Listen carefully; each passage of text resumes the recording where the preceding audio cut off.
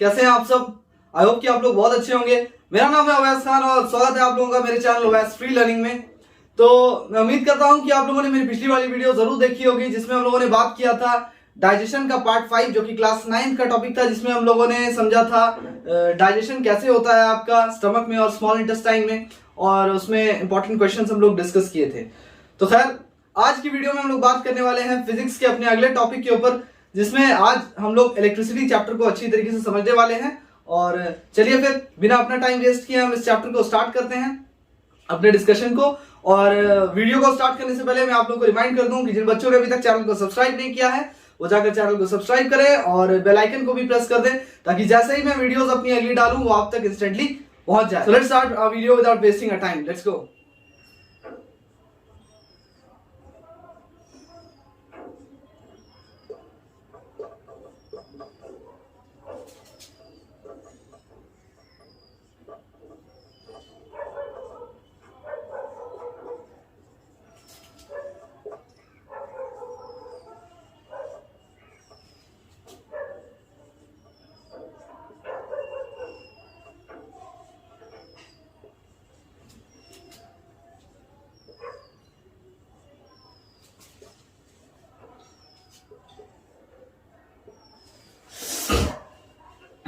अब देखिए बच्चों, मैं हर एक चीज आप लोगों को बेसिक से पढ़ाने वाला हूँ। ये जो चैप्टर है आपका इलेक्ट्रिसिटी, इसमें हम लोग ए टू जेड पूरा हम लोग स्टार्ट करेंगे, एकदम बेसिक से स्टार्ट करने वाले हैं और समझने वाले हैं एक एक चीज को, क्योंकि यहाँ पर हर तरीके के बच्चे जो हैं वो वीडियो देखते हैं।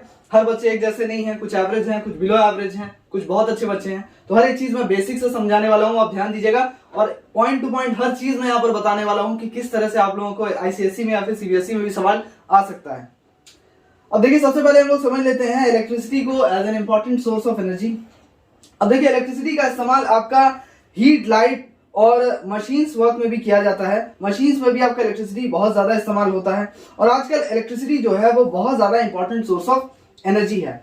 अब देखिए, होता क्या है एक्चुअल में कि इलेक्ट्रिसिटी हम लोगों को इलेक्ट्रिकल एनर्जी के साथ प्रोवाइड करता है, provides us with electrical energy. अब इलेक्ट्रिसिटी जो होता है वो हम लोग के घरों में, इंडस्ट्रीज में और दूसरी जगह पे भी बहुत ज्यादा इस्तेमाल होता है। जैसे मान लेते हैं कि इलेक्ट्रिसिटी का इस्तेमाल हम लोगों के घरों में ट्यूब्स को, लाइटनिंग ट्यूब्स को जलाने के लिए किया जाता है, या फिर बल्ब्स को जलाने के लिए किया जाता है, या फिर हम बोल सकते हैं कि फैंस को ऑपरेट करने के लिए, हीटिंग पर्पस के लिए इसका इस्तेमाल किया जाता है, या फिर और भी बहुत सारा ऐसा पर्पस है जिसके लिए हम लोग इलेक्ट्रिसिटी का इस्तेमाल जो है वो घर पे करते हैं, कंप्यूटर चलाने के लिए, वो और भी बहुत सारी चीज है अनगिनत। अब देखिए, इसको डिस्कस करने से पहले हम लोगों को समझना पड़ेगा, जब इलेक्ट्रिसिटी चैप्टर को हम लोगों को समझने से पहले बहुत सारी चीजों को समझना जरूरी है। जैसे कि हम लोग को यह जानना जरूरी है कि चार्ज पार्टिकल्स जो है, जिसको हम लोग इलेक्ट्रॉन्स कहते हैं, चार्ज पार्टिकल्स जिसको हम लोग इलेक्ट्रॉन्स कहते हैं, इसके बारे में हम लोग को समझना जरूरी है कि इसके फ्लो को क्या कहते हैं। Will talk about it, rate of flow of electrons, that is called current. तो इन चीजों को हम लोगों को, कुछ बेसिक चीजों को समझना बहुत जरूरी है इलेक्ट्रिसिटी चैप्टर को डेप्थ में पढ़ने के लिए। अब देखिए, यहाँ पर हर एक चीज जो मैं आप लोगों को बताने वाला हूं, अगर आप लोग ध्यान से सुनेंगे तो बहुत ज्यादा आपके लिए ये वीडियो जो है वो बेनिफिशियल रहेगा। और मैं आपको बार बार बता देता हूं, मैं एक्सप्लेन करने के साथ साथ हर एक इंपॉर्टेंट टॉपिक जो आप लोगों को सवाल आएगा एग्जाम में, हर एक चीज डिस्कस करूंगा, हर एक न्यूमेरिकल जो है आप लोगों के साथ डिस्कस करने वाला हूं इंशाल्लाह ताला यहाँ पे। अब देखिए, हम लोग ये पहले से ही जानते हैं कि जितना भी ऑब्जेक्ट्स जो है वो छोटे छोटे पार्टिकल से बना होता है, छोटे छोटे पार्टिकल से बना होता है, जिसको हम लोग क्या कहते हैं, एटम्स कहते हैं। ये तो हम लोग पहले से जानते हैं, बच्चा जानता है। अब देखिए, हर एटम जो होता है उसमें 2 चार्ज पार्टिकल्स होता है, हर एटम में 2 चार्ज पार्टिकल्स होता है, और वो होता है आपका प्रोटॉन्स और इलेक्ट्रॉन्स। ये भी हम लोग जानते हैं। ये आपका नेगेटिवली चार्ज पार्टिकल्स होता है, ये आपका पॉजिटिवली चार्ज पार्टिकल्स होता है, ये भी हम लोग जानते हैं। अब देखिए, जो पॉजिटिव चार्ज होता है यानी कि प्रोटॉन्स, वो हमेशा एटम्स से जुड़ा रहता है, क्योंकि वो न्यूक्लियस के अंदर पाया जाता है। प्रोटॉन्स के बारे में आप लोगों ने पढ़ा होगा, केमिस्ट्री में भी आप लोगों ने एटम का स्ट्रक्चर देखा होगा कि ये हमेशा न्यूक्लियस के, एटम के न्यूक्लियस के अंदर पाया जाता है। प्रोटॉन और न्यूट्रॉन जो है वो न्यूक्लियस के अंदर पाया जाता है। बाकी इसका जो शेल होता है या ऑर्बिट होता है, इसमें आपका इलेक्ट्रॉन्स जो है वो रिवॉल्व कर रहा होता है। ठीक है, इसमें आपका इलेक्ट्रॉन्स जो है वो रिवॉल्व कर रहा होता है, which is negatively charge particles. अब देखिए आउटर मोस्ट इलेक्ट्रॉन जो होता है मेटल एटम्स का, they are free to move inside the metal. सबसे बाहर वाले शेल में जो आपका इलेक्ट्रॉन होता है, फॉर एग्जांपल ये इसका सबसे बाहर वाला शेल है, ठीक है। अब इसमें जो आपका फॉर एग्जांपल इसमें मान लेते हैं कि 2 इलेक्ट्रॉन है, so these 2 electrons which are found in the outermost shell of this atom, they are free to move inside the metal. तो वो लोग फ्री है, कहीं भी मूव कर सकता है। ये जो आउटर मोस्ट शेल में जो इलेक्ट्रॉन्स पाया जा रहा है, these are not bonded to any particular atom, ये बाउंडेड नहीं रहता है, फ्रीली मूवेबल रहता है inside the metal. Random movement जो है ये दोनों इलेक्ट्रॉन आपका करता रहेगा, इधर उधर रैंडम मूवमेंट करता रहेगा। अब देखिए इन इलेक्ट्रॉन्स को, चूंकि ये दोनों इलेक्ट्रॉन्स आपका फ्री इलेक्ट्रॉन्स है, they are free to move in random directions, therefore these 2 electrons और those electrons which are found in the outermost shell, सबसे बाहर वाले शेल में जो पाया जाता है उसको हम लोग क्या कहते हैं बच्चों, उसको हम लोग कहते हैं फ्री इलेक्ट्रॉन्स। क्या कहते हैं, जो आउटर मोस्ट शेल में those electrons which are free to move, ठीक है, in any random direction, so those electrons are called free electrons. ये चीज याद रखिएगा, कुछ बेसिक चीज है ये सारी जिसको हम लोगों को दिमाग में रखना जरूरी है इलेक्ट्रिसिटी चैप्टर को डेप्थ में समझने के लिए। अब देखिए चूंकि ये फ्री इलेक्ट्रॉन्स होता है, they are free to move, इस वजह से जो कंडक्टर होता है उसमें फ्री इलेक्ट्रॉन्स होता है। फ्री इलेक्ट्रॉन्स को हम लोग लूजली बाउंड इलेक्ट्रॉन्स भी कहते हैं, because they are not bounded in the metal of, in the atom of the metal, they are not bounded, they are free to move. इस वजह से जो कंडक्टर होता है उसमें फ्री इलेक्ट्रॉन्स होता है, जो कि कहीं पर भी रैंडम डायरेक्शन में मूव कर सकता है, या बोल सकते हैं from one end of the conductor to its other end. अगर ये आपका कंडक्टर का एक एंड है और ये आपका कंडक्टर का दूसरा छोर है, तो यहां से यहां जो है, या फिर ये आपका एक एंड है, ये आपका दूसरा एंड है, तो यहां से यहां जो है इलेक्ट्रॉन का मूवमेंट हो सकता है बड़ी ही आसानी से, ठीक है, ये इलेक्ट्रॉन। अब देखिए इस वजह से जब भी हम लोग लाइट बल्ब जलाते हैं स्विच को ऑन करके, तो इलेक्ट्रिसिटी फ्लो करना चालू हो जाता है वायर के थ्रू, जो कि एक्चुअल में इलेक्ट्रॉन्स का फ्लो होता है। जब हम लोग ये कहते हैं कि इलेक्ट्रिसिटी फ्लो हो रहा है, जब हम लोग ये कहते हैं कि इलेक्ट्रिसिटी जो है वो वायर्स के थ्रू फ्लो हो रहा है, तो इसका एक्चुअल में ये मतलब होता है कि इलेक्ट्रिसिटी नहीं फ्लो हो रहा है भैया, इलेक्ट्रॉन्स फ्लो हो रहा है। क्या होता है, इलेक्ट्रॉन्स फ्लो होता है, ठीक है। अब देखिए जब हम लोग को इलेक्ट्रोस्टैटिक पोटेंशियल और पोटेंशियल डिफरेंस क्या होता है, इलेक्ट्रोस्टैटिक पोटेंशियल क्या होता है, इन टफ टर्म्स को समझने के लिए सबसे पहले यह समझना जरूरी है कि इलेक्ट्रिक करंट का नेचर क्या होता है और उसका डायरेक्शन ऑफ फ्लो क्या होता है। सबसे पहले ये समझेंगे इलेक्ट्रिक करंट क्या होता है, उसके बाद समझेंगे उसका नेचर क्या होता है और उसका डायरेक्शन ऑफ फ्लो क्या होता है, यानी किस डायरेक्शन में जो है वो करंट फ्लो करता है। So let's rub it and we'll talk about direction of electric current.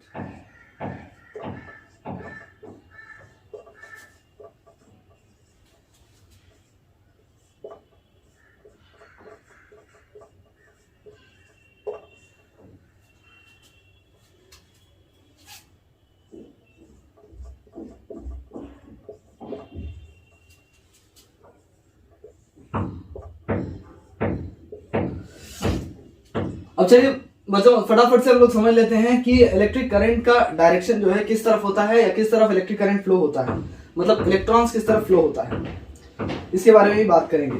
अब देखिए जब दो बॉडीज को डिफरेंट टेम्परेचर्स, जो दो बॉडीज को कांटेक्ट में लाया जाता है जिसका डिफरेंट अलग अलग जिसका टेम्परेचर है, irrespective of quantity of heat contained by the two bodies, मतलब एक का टेम्परेचर कितना है दूसरे का टेम्परेचर कितना है इससे कोई मतलब नहीं है, डिफरेंट टेम्परेचर का बॉडी है, एक बॉडी का टेम्परेचर कुछ और है, दूसरे बॉडी का टेम्परेचर कुछ और है। इसको जब when they are brought in contact, जब दोनों को आसपास लाया जाएगा तो क्या होगा, जब सटा दिया जाएगा तो हीट जो है वो फ्लो होना स्टार्ट हो जाएगा from the body at higher temperature to the body at lower temperature, यानी कि जिसका ज्यादा टेम्परेचर है वहां से हीट जो है वो फ्लो होगा towards the body which has colder temperature. अब देखिए ये हीट जो है ये फ्लो होता रहेगा जब तक कि दोनों ही बॉडीज जो है वो सेम टेम्परेचर एक्वायर नहीं कर लेता है। इसको हम लोग एक डायग्राम बना के समझ लेते हैं। फॉर एग्जांपल कि ये एक बॉडी है, बॉडी ए मान लेते हैं हम लोग इसको, ठीक है, और ये एक बॉडी है, इसको हम लोग मान लेते हैं बॉडी बी, और इसको यहां पर इन लोग को ये दोनों बॉडी को हम कॉन्टैक्ट में ले आते हैं इस वायर के थ्रू। अब यहां पर ये कंडक्टिंग वायर है जो कि हीट को कंडक्ट करता है, तो यहां जब हीट फ्लो होना स्टार्ट होगा, फॉर एग्जाम्पल कि इसका टेम्परेचर आपका ज्यादा है और इस बॉडी का टेम्परेचर जो है आपका कम है, इसका टेम्परेचर आपका ज्यादा है, इसलिए अपवर्ड एरो से मैंने डिनोट किया यहां पर। तो हीट हमेशा हायर टेम्परेचर से, H से डिनोट कर देता हूं, H2L, यानी कि हायर टेम्परेचर वाले बॉडी से लोअर टेम्परेचर वाले बॉडी में ही फ्लो करेगा। अब देखिए जब तक ये दोनों का टेम्परेचर जो है वो सेम दोनों टेम्परेचर एक्वायर नहीं कर लेता है, तब तक यहाँ पर हीट फ्लो जो है होता रहेगा। और जैसे ही सेम टेम्परेचर दोनों एक्वायर कर लेता है, मान लेते हैं दोनों का टेम्परेचर बराबर हो जाता है, 25-25 डिग्री सेल्सियस या 30-30 डिग्री सेल्सियस हो जाता है, the heat flow will stop then there. अब देखिए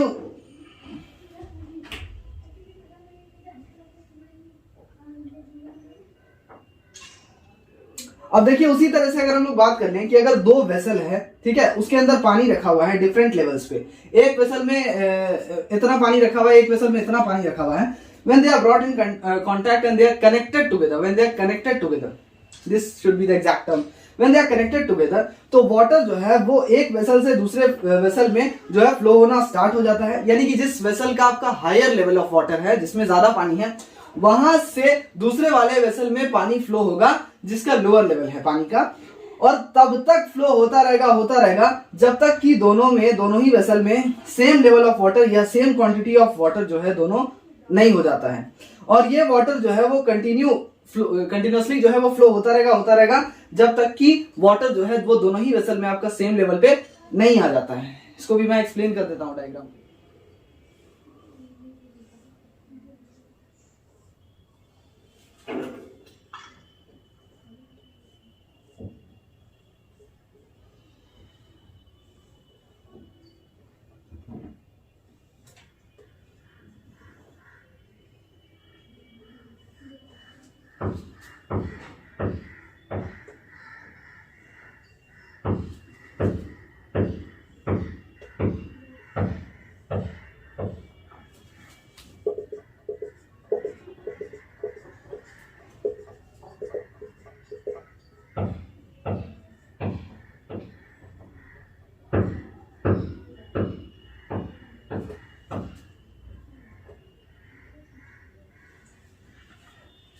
आप लोग देख सकते हैं कि ये जो वेसल ए है हमारा, हम लोग इसे वेसल ए मान लेते हैं और इसे वेसल बी मान लेते हैं। आप लोग देख सकते हैं कि जब दोनों को कनेक्ट किया गया है एक पाइप के थ्रू, और फिर when the water is allowed to pass from vessel A to vessel B, what happens that the continuously the water will flow from the vessel A to vessel B until the water level becomes the same in both the vessels.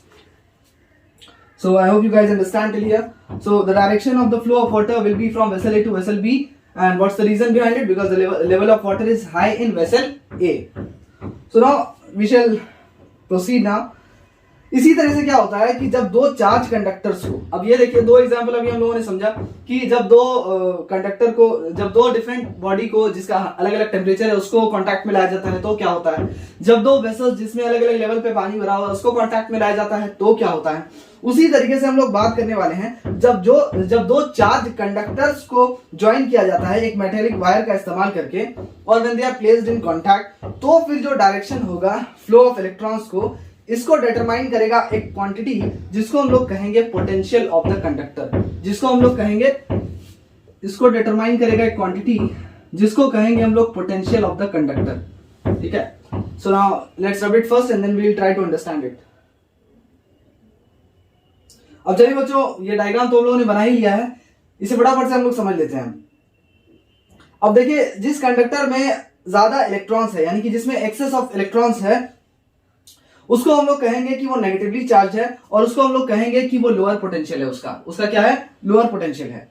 हालांकि जिस conductor के पास deficiency of electrons है, यानी electrons की कमी है, उसको हम लोग कहेंगे पॉजिटिवली चार्ज कंडक्टर, और उसको हम लोग कहेंगे to be at it is said to be at higher potential, उसका हायर पोटेंशियल है। अब देखिए, जब यहां पर कन्वेंशन ऑफ फ्लो होगा तो ये हायर टू लोअर लेवल होगा, ये चीज याद रखिएगा। यानी कि इलेक्ट्रिक करंट जो आपका फ्लो करेगा वो हायर टू लोअर लेवल ही फ्लो करेगा, higher level to lower level आपका इलेक्ट्रिक करंट जो है वो फ्लो करेगा। I am not talking about flow of electrons, I am talking about the electric current, flow of electric current. अब देखिए, यहां पर तो इलेक्ट्रिक करंट जो है वो हायर पोटेंशियल से लोअर पोटेंशियल में फ्लो करेगा, यानी कि conventional direction of electric current जो होगा वो हायर पोटेंशियल से लोअर पोटेंशियल में ही होगा, and it will be opposite to the direction of flow of electrons. याद रखिएगा, करंट जो फ्लो करता है, ये सवाल आप लोगों को पूछ सकता है, and you should keep it in mind. You all should keep it in mind that the flow of electric current is always opposite to the flow of electrons. ये देखिए यहाँ पे डायरेक्शन जो है इलेक्ट्रिक करंट का वो higher potential से lower potential है, लेकिन फ्लो ऑफ इलेक्ट्रॉन्स जो है वो लोअर पोटेंशियल से हायर पोटेंशियल में हो रहा है. फ्लो ऑफ इलेक्ट्रॉन्स जो है वो ऑपोजिट डायरेक्शन में होता है इलेक्ट्रिक करंट. अब देखिए मूवमेंट जो हो रहा है यहाँ पर इलेक्ट्रॉन्स का, यहाँ पर इलेक्ट्रॉन्स का जो मूवमेंट हो रहा है इस तरफ, ठीक है, या फिर जिसको हम लोग फ्लो ऑफ करंट कह सकते हैं. अगर मूवमेंट ऑफ इलेक्ट्रॉन्स इधर हो रहा है तो फिर इलेक्ट्रिक करंट का फ्लो उधर हो रहा है. ये तब तक कंटिन्यू रहेगा जब तक जो पोटेंशियल है दोनों कंडक्टर्स के बीच में वो सेम नहीं हो जाए. जब तक ये दोनों का पोटेंशियल जो है वो सेम नहीं हो जाएगा तब तक यहाँ पर इलेक्ट्रॉन्स का मूवमेंट, करंट का फ्लो जो है वो बना रहेगा.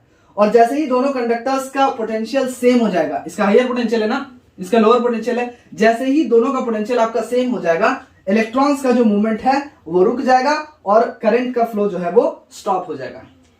तो मैं उम्मीद करता हूं कि आप लोगों को ये बहुत अच्छे तरीके से समझ में आया होगा.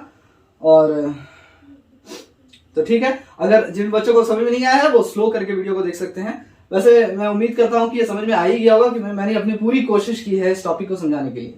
And it's a very easy topic. अभी तो आगे बहुत सारी चीजें पढ़नी है, ये सारा तो बेसिक्स है.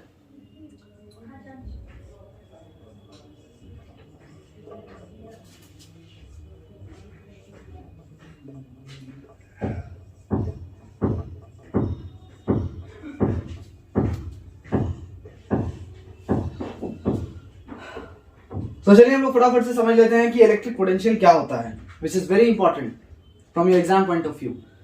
अब देखिए जैसा कि हम लोग जानते हैं कि लाइक चार्जेस जो होता है, जो एक जैसा चार्ज होता है, चाहे पॉजिटिव पॉजिटिव हो या फिर नेगेटिव नेगेटिव हो, लाइक चार्जेस जो है वो एक दूसरे को रिपेल करता है, यानी एक दूसरे को जो है धक्का देता है, रिपेल करता है. और अनलाइक चार्जेस जो है वो एक दूसरे को अट्रैक्ट करता है, यानी एक दूसरे को अपनी तरफ जो है खींचता है. अब अगर मान लीजिए लाइक चार्जेस होगा प्लस प्लस पॉजिटिव पॉजिटिव, तो एक दूसरे को रिपेल करेगा, ये इसको धकेलेगा वो उसको धकेलेगा. उसी तरह से एक और लाइक चार्जेस जो है ये इसको धकेलेगा वो उसको धकेलेगा, ठीक है. लेकिन अगर अनलाइक चार्जेस होगा प्लस माइनस यानी पॉजिटिव नेगेटिव, तो ये दोनों एक दूसरे को अट्रैक्ट करेगा, ये इसको अपनी तरफ खींचेगा और ये इसको अपनी तरफ खींचेगा. ये तो हम लोग पहले से ही जानते हैं, फिजिक्स में बेसिक सा चीज है. इस वजह से जो क्वांटिटेटिवली अगर हम लोग बात करें तो पोटेंशियल को जो है वो मापा जाता है in terms of work done. किसके टर्म्स में? पोटेंशियल को जो मापा जाता है ये किसके टर्म्स में मापा जाता है? In terms of work done, कि कितना काम हुआ भैया, इसके टर्म्स में मापा जाता है आपके इलेक्ट्रिक पोटेंशियल को. ये चीज याद रखिएगा. अब देखिए इलेक्ट्रिक पोटेंशियल का डेफिनेशन पहले मैं आप लोगों को अच्छी तरीके से एक्सप्लेन कर देता हूं ताकि आप लोगों को एग्जाम में डेफिनेशन लिखने में आसानी हो कि इलेक्ट्रिक पोटेंशियल एक्चुअल में होता क्या है. अब देखिए मैं आप लोगों को बता दूं कि इलेक्ट्रिक पोटेंशियल या फिर सिंपली जिसको हम लोग पोटेंशियल कहते हैं, इलेक्ट्रिक पोटेंशियल क्या होता है बेसिकली मैं आप लोगों को बता दूं कि कितना काम जो है किया जा रहा है एक यूनिट पॉजिटिव चार्ज को इंफिनिटी से किसी पॉइंट पे लाने के लिए.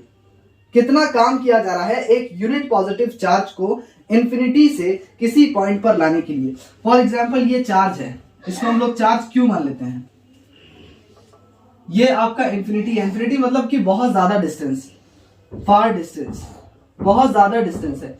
अब इस चार्ज को अगर हम लोग को इंफिनिटी से किसी पर्टिकुलर पॉइंट पे लाना है, फॉर एग्जांपल इस पॉइंट पे हम लोग को इस चार्ज को लेके आना है, पॉइंट पी पर लेके आना है, तो जितना काम किया जा रहा है इस चार्ज को इंफिनिटी से इस पॉइंट पर लाने के लिए, जितना काम किया जा रहा है इस चार्ज को इंफिनिटी से यानी बहुत ज्यादा दूर से, बहुत ज्यादा डिस्टेंस से इस पॉइंट पी पर लाने के लिए, पी अच्छे से लिख देता हूं, उतने काम को हम लोग कहते हैं इलेक्ट्रिक पोटेंशियल. तो आई होप कि आप लोगों को बहुत अच्छी तरीके से समझ में आया होगा. जितना काम किया जा रहा है इस चार्ज को इंफिनिटी से इस पॉइंट पर लाने के लिए, उसको हम लोग कहते हैं electric potential. Electric potential at a point in electric field. Electric potential at a point, this point, electric potential at a point in electric field. ठीक है, इसको अब आप लोग आसानी से डिफाइन कर सकते हैं. You can note it down. आप लोग नोट कर सकते हैं, the electric potential at a point in electric field is defined as the amount of work done in bringing a unit positive charge from infinity to that point, in bringing a unit positive charge from infinity to that point. अब देखिए ये तो था electric potential का definition, जो कि मैं उम्मीद करता हूं आप लोगों को बहुत अच्छे समझ में आया होगा. अब बात करते हैं कि इलेक्ट्रिक पोटेंशियल को आखिर डिनोट किससे करते हैं। तो मैं बता दूं इलेक्ट्रिक पोटेंशियल को V से, कैपिटल V से डिनोट करते हैं। ठीक है, कैपिटल V से डिनोट करते हैं। डिनोट किससे करते हैं? कैपिटल V से। और इलेक्ट्रिक पोटेंशियल एक स्केलर क्वांटिटी है, ये चीज भी आप लोग याद रखिएगा। स्केलर क्वांटिटी मतलब कि it does not requires direction, it only requires magnitude.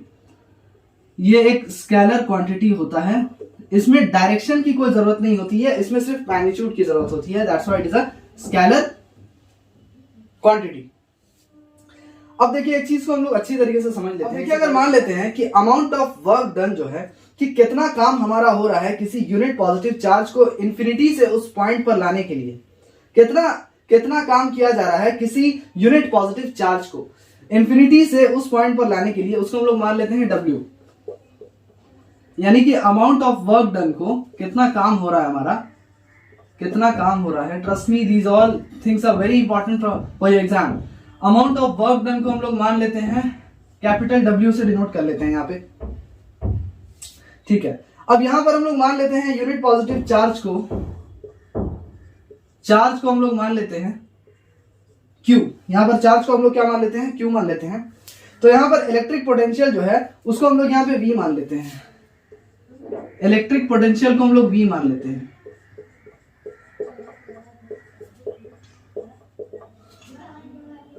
Electric potential को हम लोग यहां पर V मान लेते हैं। तो इलेक्ट्रिक पोटेंशियल का फॉर्मूला हो जाएगा W/Q। इलेक्ट्रिक पोटेंशियल का फॉर्मूला जो है वो क्या होता है? इलेक्ट्रिक पोटेंशियल को मैं EP से डिनोट कर रहा हूं, W/Q होता है, क्योंकि अमाउंट ऑफ इलेक्ट्रिक पोटेंशियल का डेफिनेशन क्या होता है? Amount of work done in bringing a unit positive charge from infinity to that point. तो यहां पर इलेक्ट्रिक पोटेंशियल का मतलब यह हुआ कि amount of work done in bringing a unit positive charge from infinity to that point, to that particular point. तो बस यहां पर यही है बच्चों।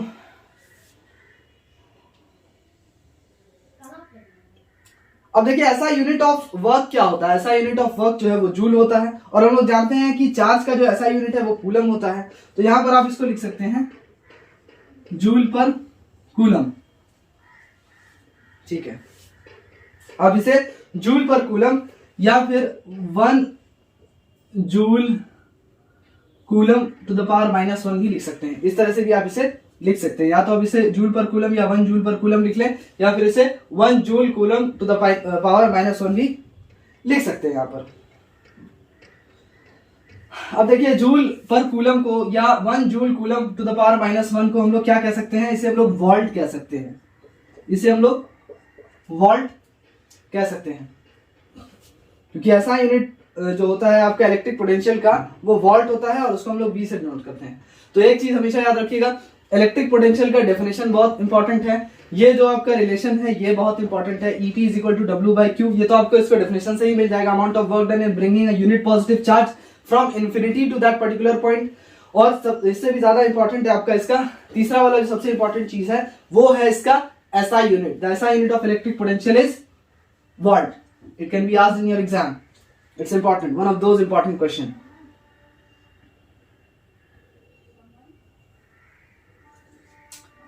अब देखिए बच्चों, 1 वोल्ट का वैल्यू होता है 1 जूल पर कूलम। अगर 1 वोल्ट का पूछ दे, 1 वोल्ट का वैल्यू आपका होता है 1 जूल पर कूलम। जैसे कि मैंने आपको बताया 1 वोल्ट का वैल्यू क्या होता है? 1 जूल पर कूलम। अगर मान लेते हैं 1 जूल काम किया जा रहा है किसी 1 कूलम पॉजिटिव चार्ज को इंफिनिटी से उस पॉइंट पे लाने के लिए, अगर मान लेते हैं 1 जूल ऑफ वर्क जो है 1 जूल काम किया जा रहा है 1 कूलम पॉजिटिव चार्ज को इंफिनिटी से उस पॉइंट पर लाने के लिए, तो पोटेंशियल जो होगा उस पॉइंट का वो होगा 1 वोल्ट। तो पोटेंशियल जो होगा उस पॉइंट का वो होगा 1 वोल्ट। ठीक है, ये आप लोग समझ गए होंगे। If 1 joule of work is done in bringing 1 coulomb of positive charge from infinity, ठीक है, to a point in electric field, then the potential at that point will be 1 volt. So I hope you guys understand till here. तो आप लोग को इस तरह से भी डिफाइन करने के लिए बोल सकता है कि डिफाइन 1 जूल ऑफ वर्क। ठीक है, डिफाइन 1 जूल ऑफ वर्क, तो आप डिफाइन कर सकते हैं। जो मैंने अभी आपको डेफिनेशन बताया उसे रिवाइंड करके देख लीजिए। तो स्टूडेंट्स, यहाँ पर खत्म होती है हमारी आज की वीडियो, जिसमें हम लोगों ने इलेक्ट्रॉन्स के मूवमेंट, करंट के फ्लो और साथ ही साथ इलेक्ट्रिक पोटेंशियल के बारे में बात किया है। और उसके रिलेशंस के बारे में बात किया है। तो मैं उम्मीद करता हूं कि आप लोगों को अच्छी तरीके से आज का टॉपिक जो है वो समझ में आया होगा। तो सपोर्ट करते रहें, आप लोग बने रहें साथ में मेरे चैनल वेस्ट फ्री लर्निंग में, और ज्यादा से ज्यादा स्टूडेंट्स को शेयर करें वीडियो को, ताकि ज्यादा से ज्यादा मैं स्टूडेंट्स तक पहुंच सकूं। तो चलिए फिर अगली वीडियो में इंशाल्लाह ताला हम लोग मिलते हैं, फिजिक्स के अगले टॉपिक के बारे में डिस्कस करेंगे। तब तक के लिए गुड बाय, टेक केयर, अल्लाह हाफिज।